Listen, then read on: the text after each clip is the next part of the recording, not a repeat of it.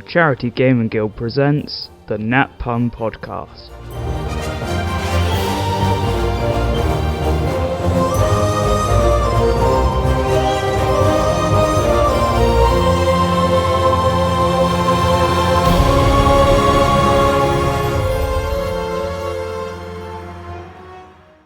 Welcome one and all to this week's Downtime, where we look back on last week's story and we say, did that really happen?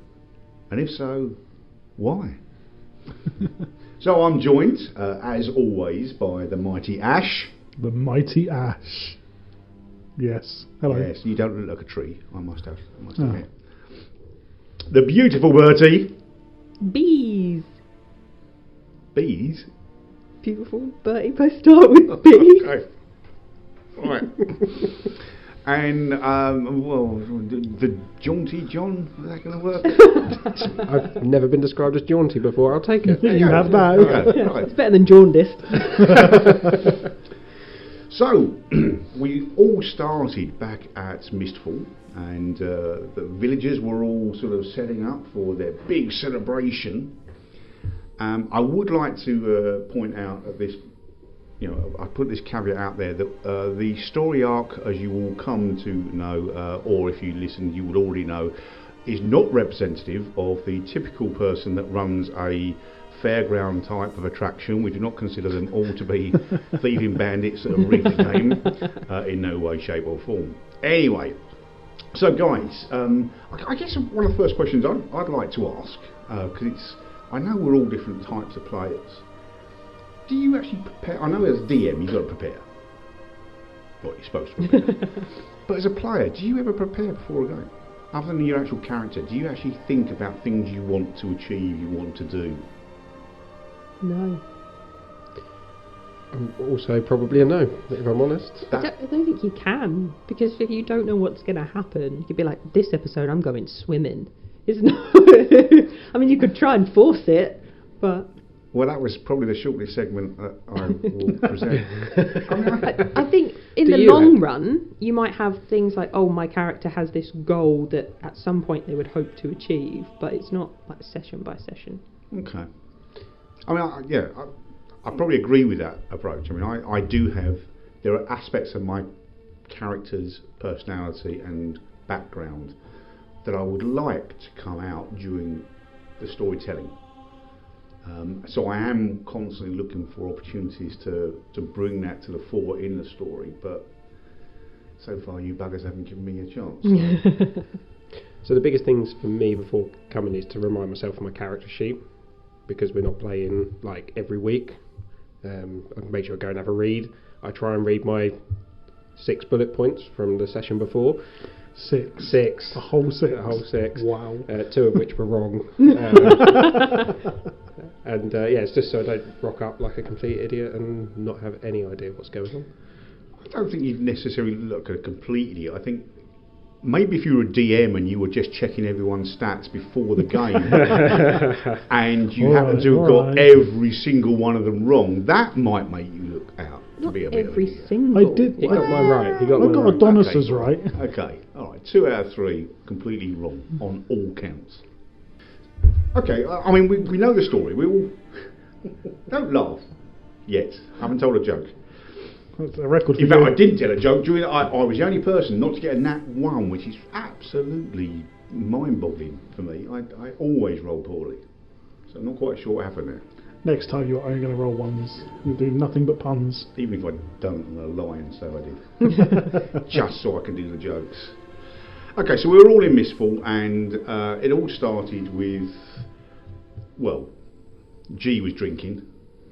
No surprise there. But Vesper and Adonis, you went out and you wanted to explore the setup of the games and to play the games. And I know that Ash, you would have actually sort of spent time creating these little sideshows, and you had an idea of how they were going to work. I mean, was it disappointing for you that the one that was probably historically the biggest cheat, and that's the old P under a cup? We didn't really touch that. Not really. I didn't think you'd manage all of the games, but I needed to make sure I had enough in my back pocket to fill the time up nicely give you an opportunity to have that kind of less serious interaction with each other. Actually, it was quite nice to see how Vesper reacts to finding out that the games are rigged. Yeah, it was fine. It was strange to actually see how Vesper was disappointed if they weren't rigged. Now that I didn't foresee. I have to admit, it's like you're a vigilante out for justice. But Yeah. I think part of it was, it almost made it more interesting, because when you started off in those games, she's like, oh, okay, these are for kids. But when she realised there was a different element to it, she's like, oh, it's almost more exciting that there's something naughty going on. So have you got something naughty going on? No. Oh, okay. Well, bye then. So we did explore 4 of the games. What was the 5th one? Remind me. Hang on a minute, let me get my notes. There were... You got notes? You've got a nose? There was pin the tail on the goat. Oh, that's the one we didn't do. Yeah. There was Pin the tail on the hammerful, goat. the cup and ball, cup and bean, Yeah. cup and ball, the bow, and the ring toss. Yes, it was the pin the tail that we didn't actually get to explore. Yeah. So how Yeah. was that going to work? So I will read you part of my notes in case I ever use it again in the future. The player is blindfolded and spun around 3 times. The player rolls a perception check to get their bearings. Then they roll a d6. If the perception check was higher than a the d6 result must be up or higher. If the perception check was less than up or lower, the d6 result must be or higher to get the... I just said a load of words. I don't know if that made any sense. No. Basically, you make a perception check, and then, depending on the result of your perception check, it will affect the likelihood of you being able to put the tail in the right place on the goat. Was it rigged? Ironically, it's the only one that wasn't. Every other game has a rigged element apart from that one. I was going to say that would be probably the most difficult one to rig, because it's a difficult enough challenge anyway. Why make it more hard? Well, you could have picked the target up and then just walked around with it, so as the player was turning to pin the towel, you could have moved the target. I would have hoped one of the other players would maybe have said something though. You've They're met moving G. the target. Oh, you have met G, haven't Yeah, you? that's true. He wouldn't have said He'd be the one moving the target. Probably. Absolutely. Absolutely. Would you have done it fairly, or would you have tried to cheat yourself to, in your mind, if you were thinking, and I'm looking at you, Bertie, I know they can't see me looking at you, but in your mind, if you're thinking everyone here is every game is rigged and they're all out to get me, so I'm going to try and out-rig the rigger, would you have tried to cheat? No, she wouldn't have tried to cheat. It was a case of trying to make it fair. So like the cup one, as soon as she thought that it was a legit game, she was like, oh, okay, other people can play this, but I want to find the sneaky bits. I'm not going to try and trick people because I'm a good person. You're good, are you? Yeah. Oh, John, what about you? Would you have cheated on that one? No, I think for Adonis, he knows they're all rigged anyway. He's been around long enough to know, like, he lived in a magic school. He knows people trick and cheat, and he knows how fairground games work. But for him, he just enjoying having fun. And then when he saw how happy Vesper was getting about exposing everybody, that was fun for him too. And just goes along and says, this is what people are enjoying. Let's do it. So if the fairground was fun, you could almost say that was a fairground attraction. It's got to be. We don't have the money for that. Oh, okay. Oh, it's true. Yeah, that's all right. I sung it off key, so it doesn't count. So we did that, and I know that Bertie, your old Vesper kept pestering old Seb, the mayor. Did you pick up anything in your interaction? Do you think there was more going on than he was letting on? I think the first time it very much felt like he was just annoyed. It's like, please stop. But then the second time she started to pick up on it, but because it wasn't played into too much, she was like, okay, I'm not going to say I've noticed anything because I don't feel like it's an appropriate... It felt a bit metagamey to be like, I think something's going on here. So it was more when you gave me that opportunity to be like, just have a check and see. So it gave us a bit more time for the funny stuff before getting into the serious bit. I honestly thought that we were just going to get attacked fully. I didn't think the games were going to go on for very long at all. I thought it was just going to be like, and you are overrun by orcs. So the fact that we had so long playing the games, I was like, oh, maybe nothing is going on. Yeah, I was a bit surprised it went on for as long as it did, if I'm honest. I was waiting for, and the orcs arrive or whatever to happen as well. I was quite happy it went on that long because I was in the tavern drinking myself silly, and the longer I was in there, the more fun I was having. So that's great. Now, Ash, I've got to admit, I don't know whether I'm having a bit of a senior moment here. Probably. I am right. The dwarven runes carved in the door, they did say Yeah. something like, Lamberry knows. That's exactly what they said, yeah. Ah, right. So, cause I suddenly sort of saying that to you, and the way you responded made me think, oh, did I get it right? Have I cocked up here? I'm No, just you making got it. things up. Right. You got it right, but you confronted Lamberry about it, didn't you? Mm. How was nose spelt? Was it K-N-O-W or N-O-S-E? You can't tell it's in runes. Is it- It could have been nose, as in I'm touching my nose right now, but you can't see. So what you're saying then is that next time I've got to rip his nose off to check. Yeah, it's not Yeah. real, it's a fake nose. It's where all the secrets are kept. Lamberry's Secret Nose. Yeah. It's the campaign name. That's why all these places keep disappearing. He just sneezes and they just get blown off the face of the earth. He's a massive drug addict. He Yeah. just snorts them up. It's in a line, it's in a line. Done a line of Moonhelm. Do we have a campaign name? I'm not sure I've seen one. Well, on my notebook, it says Nat Pun. Okay. Is there a campaign name in mind? No. Campaign 1? I don't know. Maybe our listeners would like to submit suggestions for the campaign name, and I will start with, did that shit really happen? Okay, I mean, obviously your characters were very invested in playing the games. Mine, not so much.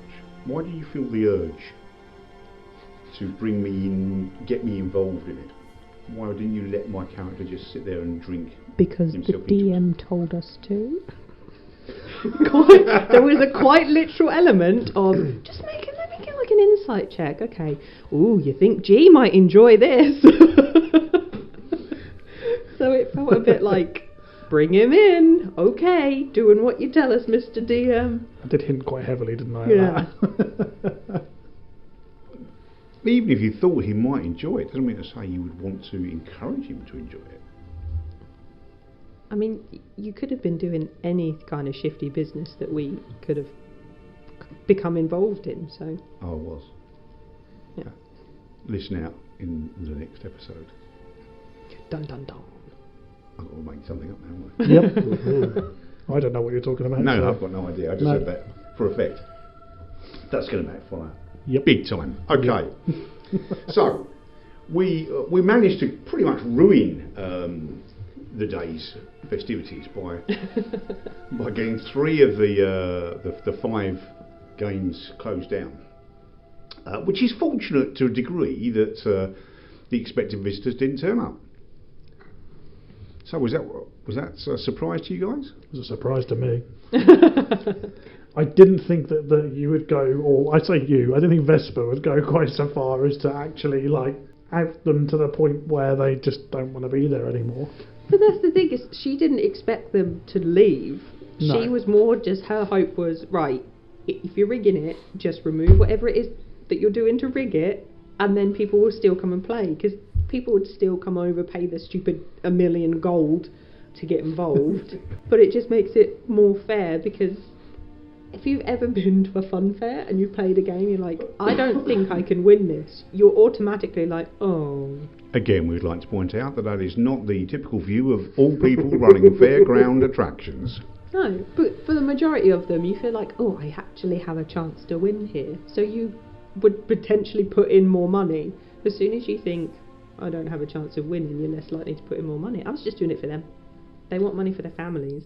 I Be think legit. it was set, or it was written to be like an extreme. So when you go to a fun fair or a carnival in real life, those games aren't rigged, but they're made more difficult. Yeah.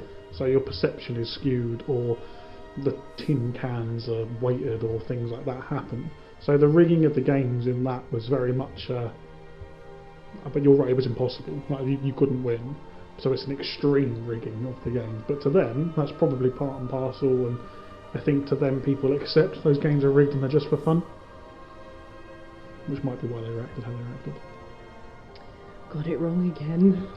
It's funny though, because that is Vesper's take on the situation, which is kind of overread it, which is exactly what happened in the first episode when you weren't sure how to address people in this memorial thing.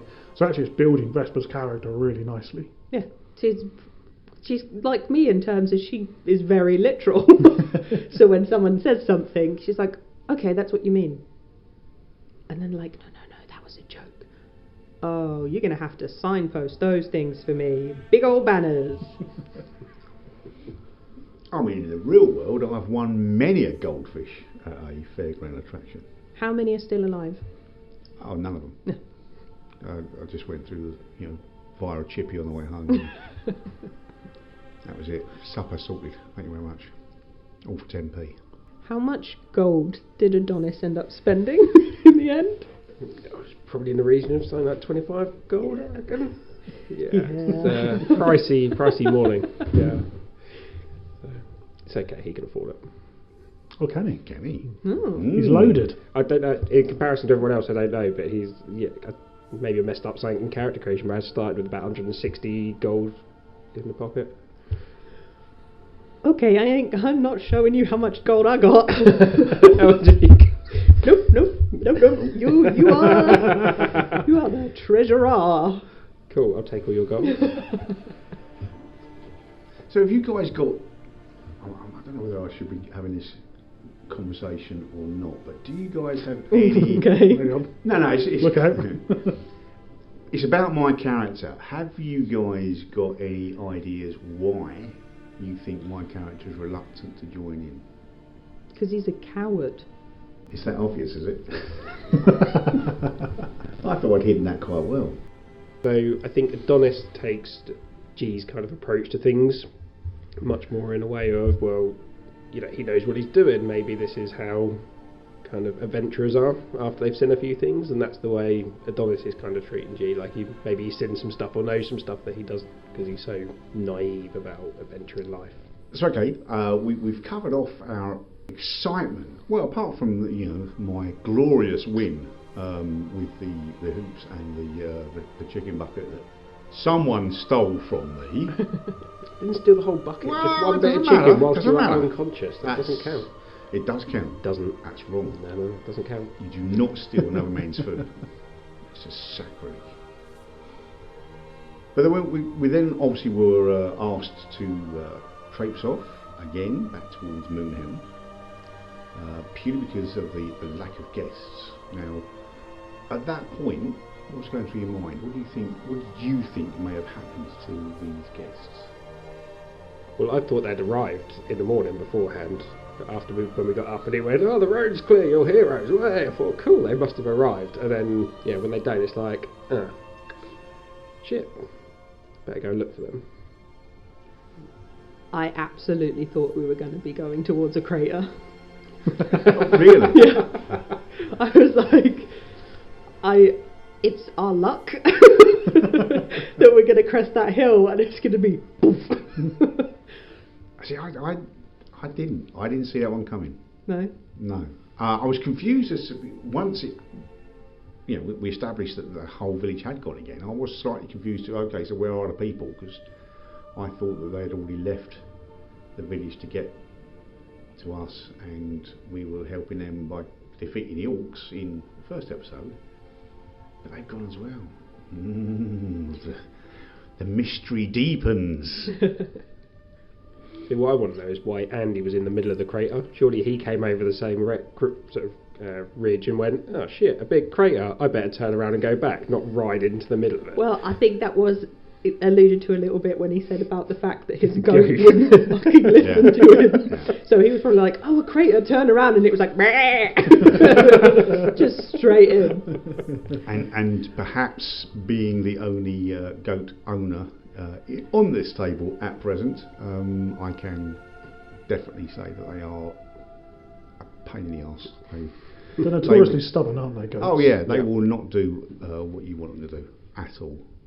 There is also the possibility that because he's so old, his eyesight was that bad that it took him till he got to the middle of the crater to realise there wasn't a town there anymore. In a crater. Wait a minute. There is that, absolutely. Worms. What a segue. I thought so. You can Seamless. get tablets for that. Pure seamless. Yeah, we got worms. Big worms, rock worms. You'd need plenty of ointment for that, wouldn't you?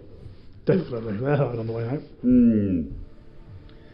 So, did they disappear because you were scared of killing us? Episode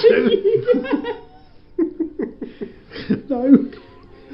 No, they didn't disappear because I was scared of killing you in episode 2 and I had no hero to come and save you because he was already dead. No. Oh, okay. I think you're telling fibs now. They were... So, there's a great book called The Monsters Know What They're Doing, and I think, did we speak about this last time? Yeah. Right, okay. So that mentality of creatures will not just hang around to be killed is a good mentality to have. So when those worms reached a certain threshold of hit points, that's when they decided that, no, had enough, see you later. Because they've got other agendas, they've got other things going on, or other things that are in control of them, or things that they need or want to do. So they're not just going to stay there for you, to be honest, because you didn't really hurt them that much, for Adonis to fry them. I'm not just going to hang around and let it happen. Yeah. Are we going to talk about there's been 2 fights where Adonis has been the one who's mostly OP. saved everybody? The No. wizard, yeah. No. No? No. No, okay. Right. No. I think you'll find that G was distracting them, so that he would leave you alone. Laying on the floor? By laying on the floor, making himself appear to be an easier target. That was his strategy all along. I think it is something that happens a lot though. When you're playing like a melee character at lower levels, there isn't much you can do. You generally only have 1 hit. You can't do much damage. But when you're playing a magic caster, you tend to have a lot more in your basket and things that can do more than, say, 6 points of damage a go. So at lower levels, as a starting point, I think magic people are OP when it comes to this, and I'm very grateful that you're in the party. I think it's the way you play them as well, though, isn't it? Because the melee class, you absolutely just go ploughing in, don't you, and stick yourself in that position to take that damage and get smacked about a bit. Although your subclass choice does mitigate that a little bit, doesn't it? Because you have your superiority dice and your manoeuvres and things you can do, which helps. And then obviously Vesper Vesper. That's me. G being what G is and having access to magical ability helps as well. So there's a bit more kind of variety. Yeah. Otherwise, if you're just hit it until it starts moving kind of melee character, it's very kind of 2-dimensional, isn't it? And you lose that fun. Where spellcasters get it from day one. Yeah. So when I kept saying like, "Where are you? Where are you?" It's because the things that I have. It's only really a benefit if you're close enough. But I was like, actually, realistically, in a fight, you're not going to be next to me. No. So it's like, this is my time to shine. He went in first, and then I couldn't get to you. Yeah, I think if I'm within 5 feet of you in a fight, something's gone wrong. Yeah, really. Yeah, I really wish I'd read more of my character sheet before starting, because there's a lot I'm not doing. I've never played a ranger before. And there's quite a bit I didn't do. So, for example, I didn't realise that I've got, with my short bow, if I hit someone with an attack, I then get advantage on the next attack. Your weapon mastery for Vex. Yeah. Yeah. I should read more, shouldn't I? Well, yeah, but also I should probably remind you of these things. Well, you I could. did with your Hunter's Mark, to be fair. I did remind you with that. That was me being nice. Really? Won't happen again. No, didn't think so. Didn't think so. That's also why you went down so quickly. Did the worm with Hunter's Mark bury itself and escape? Yeah. Yeah. Even though apparently I could track it, but I was too scared to. But you still know where it is. Well, only I wouldn't share that information. I just make sure where it is. It's not Not where I next to am. you. Okay, so worms are dispatched. Well, they weren't dispatched.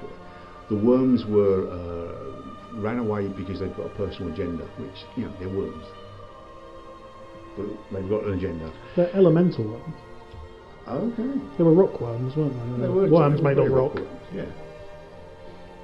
And we returned triumphantly with Andy in tow, but no, well, I say no goat. The goat was there, but just Dismembered.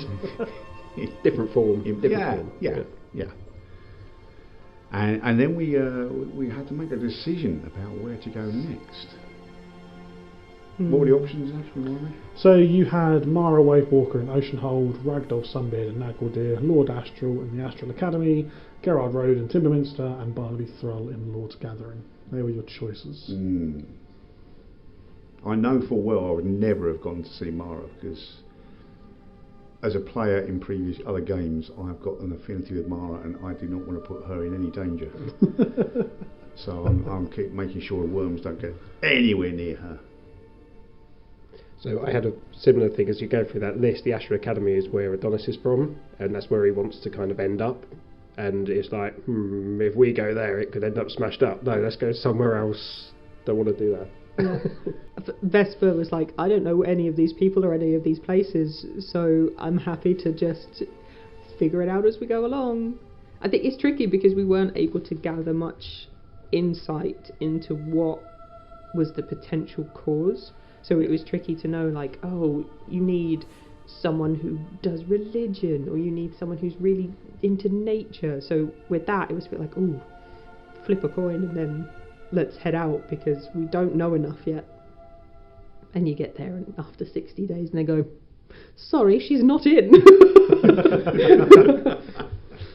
It's the travel time's an interesting thing actually, because a lot of people don't realise how big our world is. So from where you are in Mistfall to Timberminster, which is where you obviously decided to go, as the crow flies is 3,000 kilometres. Damn. What's that in real measurement? I don't know. Are you talking kilometres to miles? Yes. Hang on, let me get my phone out. I'll Google it. One of the other things I'm mystified by, I mean, you've got this wee little village, so you've got Mistfall in the middle of nowhere, and so therefore it's probably dependent on trade with other locations. 1,864 miles. That's better. Doesn't sound so far now, does it? Absolutely not. So you've got this little village in the middle of nowhere, depending on trade, and you have not got a single horse in the entire village. Don't look at me. Seb, invest in horses, mate. It's got to be done. I'll have a word. Have words with him. I'll have a word with Seb. All we've got are goats. So we have goats pulling a wagon. The G-wagon, mind you. Is there another town, like, further on? So it continues in a line, another town that would be after them, or is East or west? the direction that the Munchins go in? No. Okay. So I'll show Andy because he's sat right next to me. I've got a world map here. Mistfall leads in between two mountain ranges, which is the Terraspina Mountains and the Dragon's Ridge mountain range. And then as you sort of travel east, it goes Mistfall, Moonhelm, Stormwood, Gleamshore, and then like the Cove and the ocean. Westwards, you come across the next settlement to the west is Southview, but that's not till you get to the coast as well. So there's no other settlement in between there and the coast either. Okay. So you're kind of in this little canyon in between these two mountains, and there's just those 4 settlements. So Mistfall right through to Gleamshore. They are spaced out, aren't they? Mm-hmm. That's a big world. It's much bigger than people realise, and when people play games and they look at that map, because it's one landmass, it looks like it's much smaller than it is. But the scale on the map is part of the map. It's because the world's flat. Yeah. Which people need to remember. It absolutely is. Yeah. Little tidbit of information for those. I'm not joking, Andy. You're talking about the All Havens rather than our world. Yes, I'm talking Okay. about the All Havens. Yes, because the Earth is flat, and everyone knows this. No, the All Havens is a flat plane of existence. So when you're looking at the map, just keep that in mind. So what's at the edge of the oceans? A very big drop. It really is as well. So doesn't the water just drain away? Well, if you pick up our volume 3 called Dark Ascension, it actually explains how that works.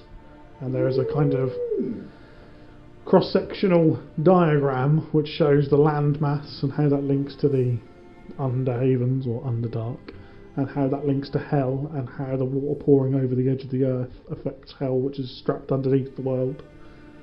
It's all thought about, it's all considered.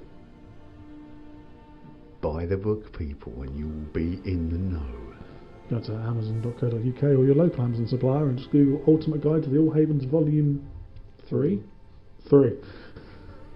That's the big one, which has had all the origin story for the world and how it was made as well, which may or may not give some hints as to what's going on in this campaign.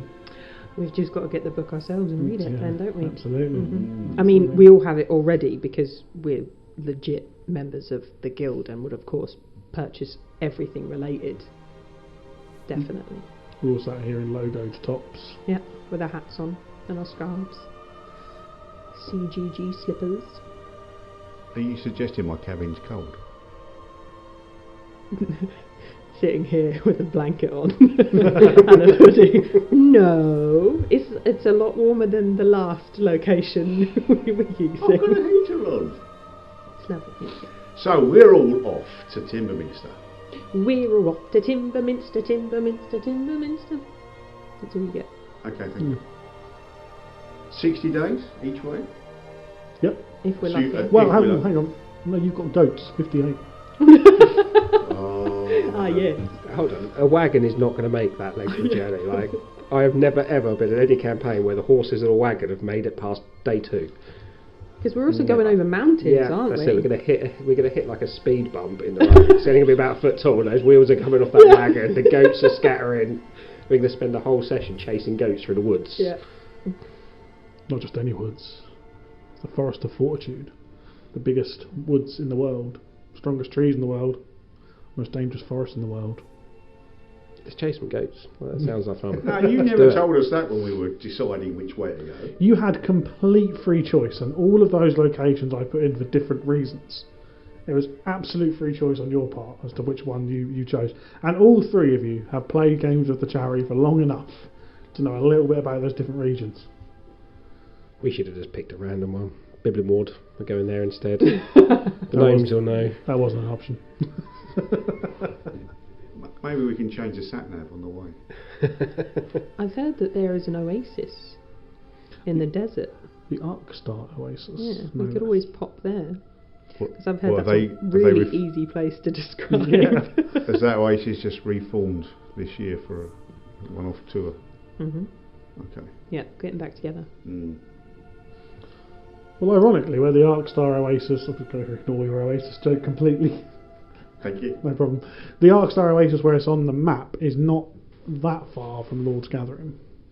But obviously the Arkstar Oasis does Ebb and flow. Ebb and flow, yes. Mhm. For those of you who don't know, the Arkstar Oasis was a settlement that was made when we did a create a settlement auction. So people bid to name the place and then put defining like characteristics in the place. We built this location. It ended up so unbelievably complicated that every time I tried to put it into a campaign, it's made my head hurt, and I've gone, we'll do it another time. But it was good fun though. You were there, weren't you, Yep. buddy? Yeah. Yes, I named it. You named it. I did. I put in the bid to name it. Arkstar Oasis. And my absolute inspiration was the Mummy. The Mummy. Yeah, because you know how in the Mummy they're travelling across the desert and they're like, it's not there, it'll be there. And then all of a sudden this temple appears out of nowhere. And they have like the diamond on top. Not ripping off the Mummy at all, it's just an No. inspiration. So what do we think we can expect then if we're travelling through the Forest of Fortitude? Death saving throws. Lots of them, I reckon. Well, you've had them every session so far. Yep. Yes, I think based on our performance in combat for the first two episodes, we should be levelling up to level 10. Yeah. now. Mhm. Think I'm, that's I'm reasonable. looking at you, Ash.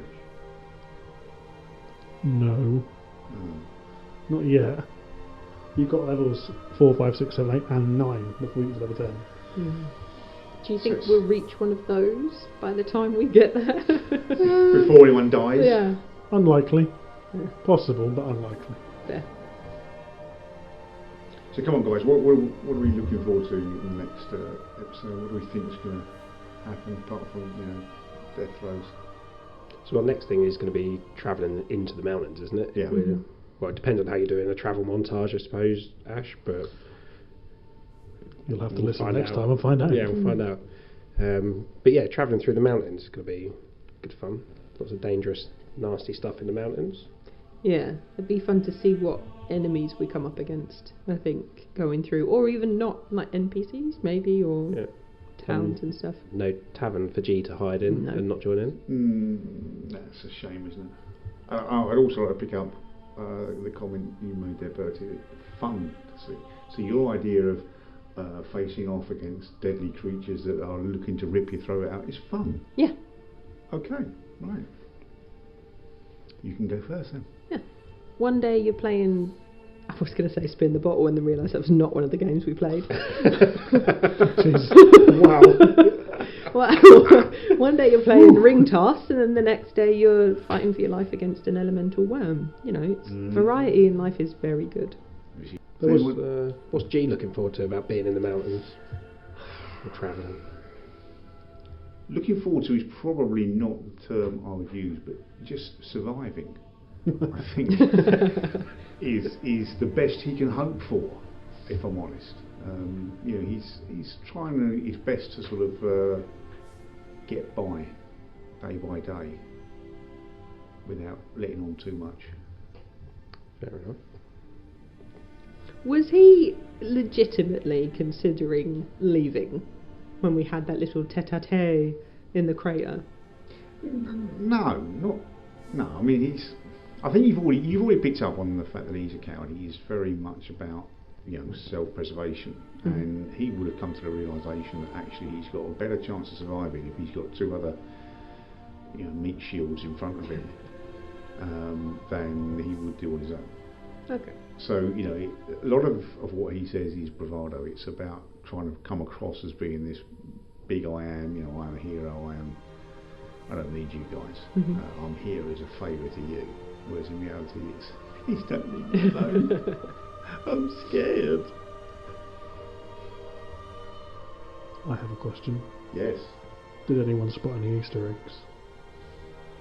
I was in Tesco's earlier, there's shitloads of them all over the shelves. So expensive. Oh no. And we're recording this in February. No, that's true. Yeah, but they've been out since January. That's the bit that's the issue. You spotted something, and there was something for you about the wine and the brother. Oh, the Butterspoon brewery. Winery is the right word. Yeah.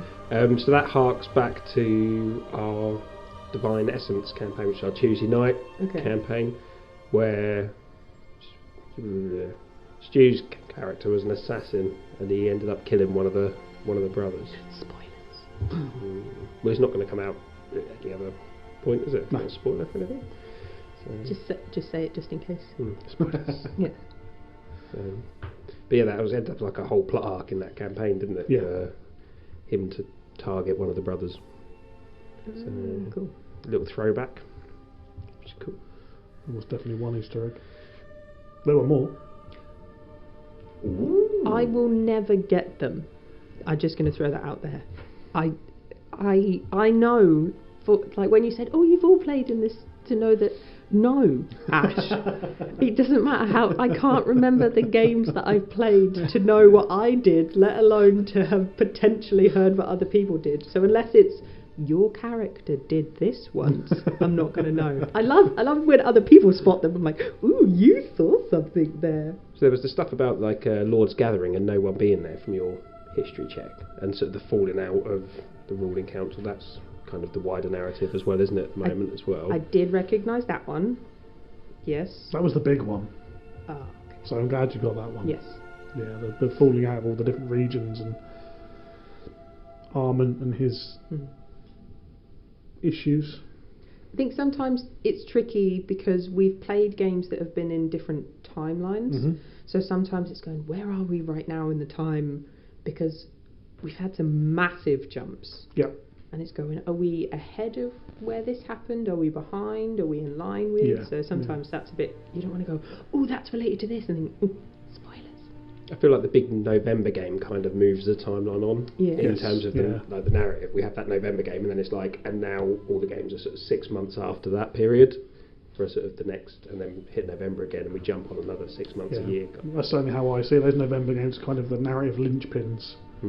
So this happens, and that now changes the world in this way. And then you spend the next 12 months within the charity, adventuring within that new kind of narrative. And then this November we'll do it all over again. Ooh, Yay! exciting. Is that by any chance the World Anvil we're talking about? It is the World Anvil. Tickets are still available, guys. Tickets are still available. And where can we purchase said tickets? Eventbrite. If you go onto Facebook, you'll find the links for this there. Also, if you join onto our Discord channel, you'll find events detailed there, and you can get tickets through Eventbrite. There's also a link on our website as well. You can go to the events on our website, and you can go straight to Eventbrite from the website. Within Discord, the events have got an event section as well as the whole chat bit, so there's loads of places. There is no excuse to not come. So if you have a burning desire to play a game of D&D in this miraculous world and to actually hear me say the word bollocks in real life, then buy a ticket. It's life-changing to experience that in real life, I can tell you. This November as well is different to the other Novembers because we have VIP tickets. You can come and join us for a VIP evening before the big day. Have some pizza with us. Pizza. That's only if I can be bothered to open the hall up for you. Well, I'm sure you will. Okay. And it's sponsored as well. So you can earn in-game rewards, can't you, from fundraising. All in the name of our beneficiary charity for the year. Yes. Can we maybe get some in-game rewards in the podcast? In-game podcast rewards? Yeah. Like what? I don't know, like... A cleric. Yeah. Just a whole nother character. Yeah. Well, at some point we'll have guests come onto the podcast. Yes. That's exciting. And that's all managed through our Patreon. So our Patreon members will be eligible to come and join us as guests for a month. So who knows what one of them might bring. Are we allowed to kill their characters? Yes. Can't wait. The likelihood is though that they're going to kill ours from our track record. So what other Easter eggs did we miss? Oh, I can't tell you that. You'll have to go back and listen to the episode. Meanie. If any of our listeners spotted any Easter eggs, please let us know. Send us some comments. Get in the Discord chat. Well, guys, I think that pretty much brings us to the end of this little episode of What the Hell Happened Last Time. We're going to rename your episodes. I think we should. What the hell happened last time? Yeah. What the shit happened? Just happened. So yeah, lots is going on. We are off on a much bigger adventure through what sounds like quite a treacherous journey, and no doubt you'll have a lot of surprises for us next time, Ash. Nope, none at all. Well, that was a bit of a letdown, I must say. I'll think of something. Between now and then I'll come up with something. So that's a goodbye from me, Andy, otherwise known as Gary Spot. And goodbye from... Me, John. Yes, is a question. Yes. And a goodbye from... Me, Bertie. And a final goodbye from... Me, Ash. Goodbye one and all. See you next time.